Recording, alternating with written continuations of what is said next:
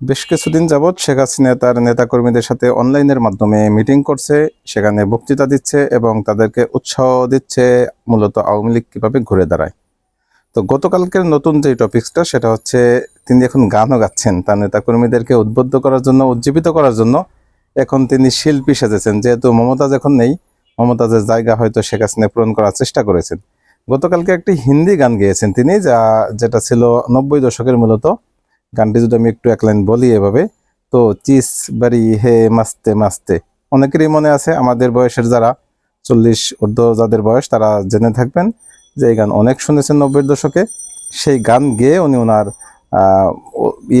কর্মীদেরকে উজ্জীবিত করতে চাচ্ছেন। আর মূলত এই গানের মাধ্যমে তিনি বোঝাতে চেয়েছেন যে ইউনুস মস্ত বড় চিজ একটা জিনিস বটে। এখন ইউনুস কতটুকু চিজ বা বর্তমান সরকার কতটুকু করতে পারে সেগুলি আমরা দেখার অপেক্ষায় আছি। বাংলাদেশের রাজনীতির গতিপথ কিভাবে নির্ধারিত হয়, কোন দিকে যায় রাজনীতি, সেগুলিও আমরা দেখার অপেক্ষায়। এবং আওয়ামী লীগ তার নেতৃত্বে কে আসে, শেখ হাসিনাই কি নেতৃত্বে থাকবে নাকি নতুন মুখ আসবে, সেগুলিও আমরা দেখার অপেক্ষায় আছি। আশা করি সামনে আমরা সব পরিষ্কার হয়ে যাবে আমাদের, ইনশাআল্লাহ।